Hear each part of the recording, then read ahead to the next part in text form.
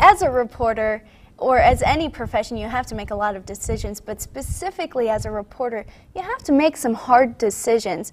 What is one of the hardest decisions you personally have ever had to make? I guess one of the hard decisions was, were we going to put on the tape we got of Jack Kevorkian putting a guy out of his misery? And I said, I had no problem with that, and I'll tell you why. The idea of watching a guy get a hypodermic and going to sleep, I can watch that in ER any night of the week. I mean, what is so terrible about that?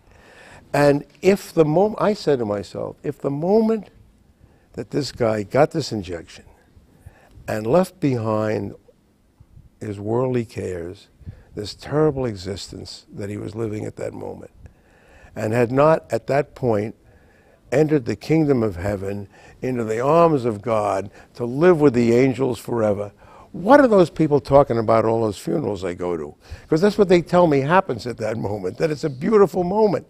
And I said, what was so terrible about it? Now, it's now come up again with Timothy McVeigh. Would you show an execution? And I said, I would not show a gallows. I wouldn't show a firing squad. I don't think I'd show a guy being fried in an electric chair.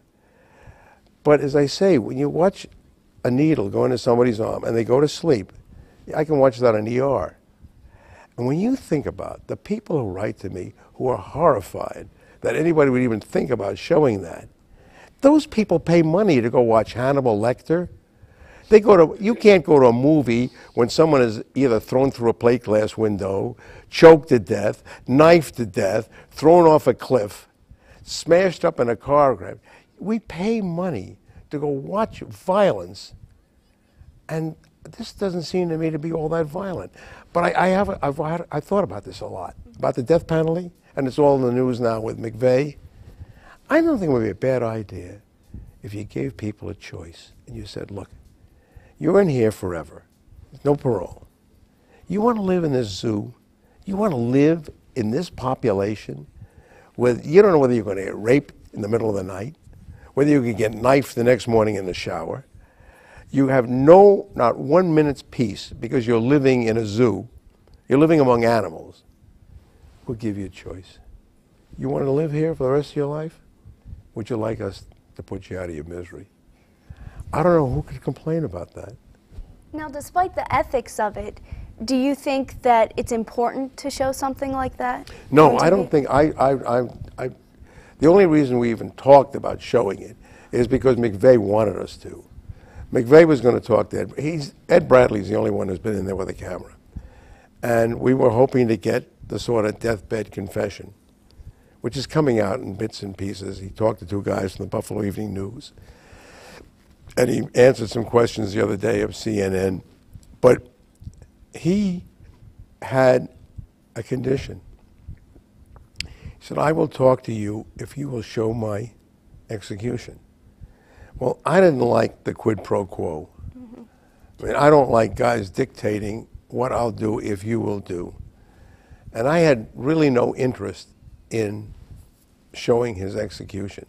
But if showing his execution, which I don't find that horrible, would maybe evoke a confession, other names, people he worked with, how he engineered this whole thing, sort of a blueprint so we knew what to look out for next time, it might have been worth it.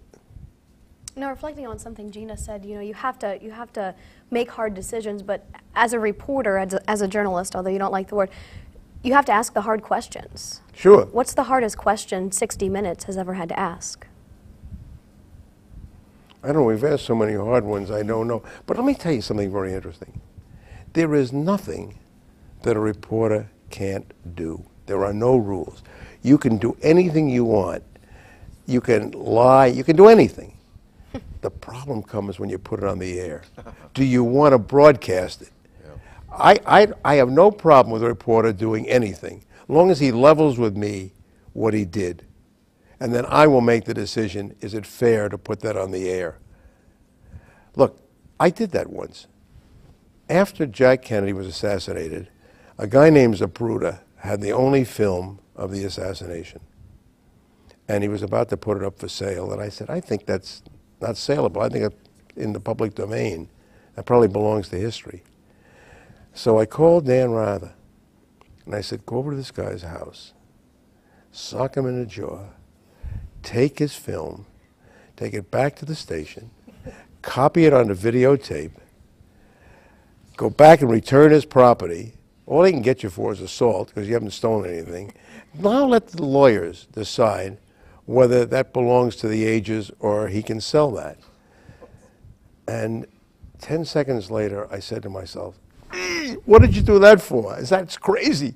So I called back and I said, Dan, don't. Thank God he hadn't left yet. I said, don't do that. That's nuts. But he would have gone if I hadn't called back. But at moments of stress, there are moments in a control room during things like the Kennedy assassination that are like moments I guess doctors go through in operating rooms. You know, that you're working on incredible disasters. And then sometimes there are funny moments. And I imagine there are funny moments in operating rooms. And I remember the funniest moment was after the Kennedy assassination. I had a cameraman who was a real character, and his camera was focused on the gates of the White House, behind which was every emperor, king, poobah on earth, you know, from Prince Philip on down to the emperors from God knows where.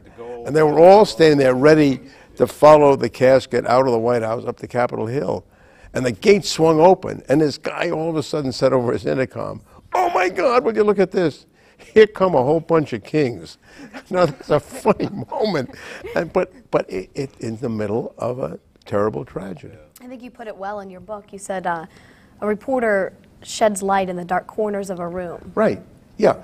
Our job is to turn on the lights, and if people are doing things in dark corners they shouldn't be doing, all we did was turn on the lights.